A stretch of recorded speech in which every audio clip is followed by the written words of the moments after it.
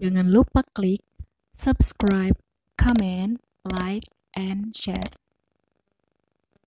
Assalamualaikum warahmatullahi wabarakatuh. Welcome back to my YouTube channel. Nah, pada video kali ini saya mau menjawab pertanyaan yang kemarin belum terjawab pada video sebelumnya. Jadi pertanyaan ini related dengan pengalaman guru. Kalian yang pernah ngajar mungkin sering kali ketemu dengan siswa-siswa unik yang memiliki pertanyaan di luar kebiasaan berpikir kalian. Oleh karena itu, sebagai seorang guru, itu nggak cukup kalian hanya berbekal buku pegangan saja.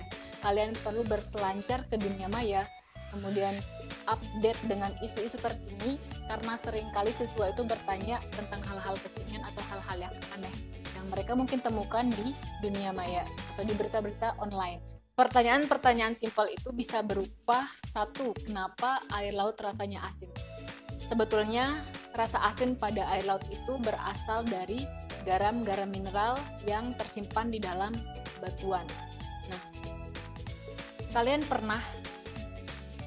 mungkin sering atau pernah ke kali. Di kali kalian ketemu dengan bebatuan yang banyak banget. Bisa aja sih banyak ya. Dari yang besar sampai yang kecil. Nah, batu-batuan itu menyimpan garam mineral. Kemudian adanya aliran air di sungai itu atau di kali itu yang pada akhirnya menuju ke lautan, itu nanti akan membawa garam mineral di batuan tersebut menuju ke lautan. Sehingga di lautan terjadi penumpukan atau akumulasi garam. Di sisi lain, pada saat terkena sinar matahari, air yang ada di lautan itu akan menguap, tetapi garam akan tetap tersimpan di situ. Makanya air laut akan tetap terasa asin. Yang kedua, kenapa di dalam kelapa ada air? Sebetulnya itu adalah endosperma. Jadi endosperma di kelapa itu ada yang endosperma yang keras, ada yang cair. Endosperma merupakan cadangan makanan bagi tumbuhan yang sedang tumbuh atau yang sedang berkecambah. Nah, endosperma ini merupakan hasil peleburan antara inti sel generatif 2 dengan inti lembaga sekunder.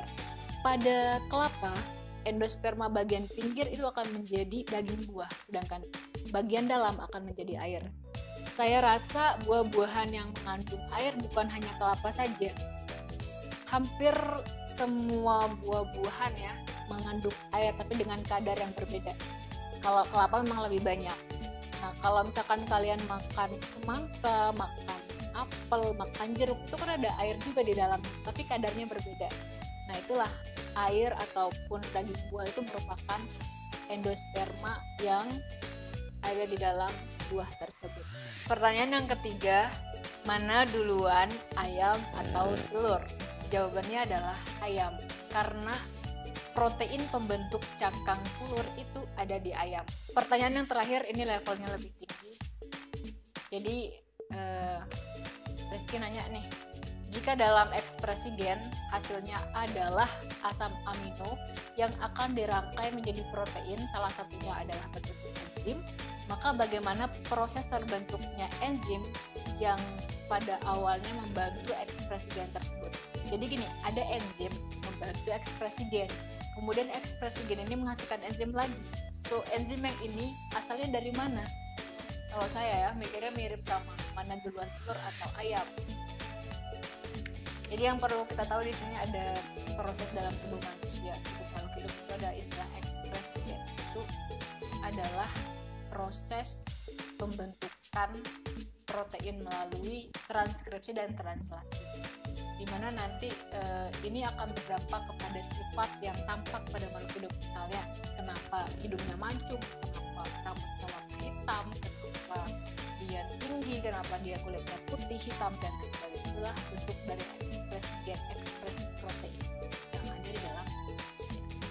Namun, kalau misalkan ditanya dari mana sih asal pertama kali enzim yang membantu ekspresi gen, ini cukup membuat otak saya mumet. Saya bingung. Saya sudah coba nyari literaturnya, baik itu versi bahasa Inggris maupun bahasa Indonesia, dan saya belum menemukan jawaban yang pas. Jadi di situ umum aja disebutin bahwa enzim-enzim itu terbentuk melalui ekspresi gen. Cuma belum ketahuan dari mana sih enzim yang membantu ekspresi gen itu, dari mana asalnya gitu. Lalu saya merenung gitu kan, merenung dan teringat bahwa gak semua pertanyaan itu bisa dijawab dengan pendidikan. Disitulah kita akan sadar betapa sedikitnya ilmu kita, betapa rendahnya logika kita dibandingkan ilmu yang Tuhan. So buat kalian yang berilmu, hati-hati dengan ilmu yang kalian punya. Jangan merasa tinggi hati, jangan merasa bahwa ilmu kalian itu adalah ilmu yang paling keren, kemudian kalian lupa Tuhan. Karena hati-hati ketika kalian adalah orang berilmu lalu tanpa sadar kalian lupa Tuhan, habis itulah tanpa sadar sudah terjadi syirik syirik yang dilakukan oleh orang-orang yang bukan. Sekian dari saya. Assalamualaikum warahmatullahi wabarakatuh.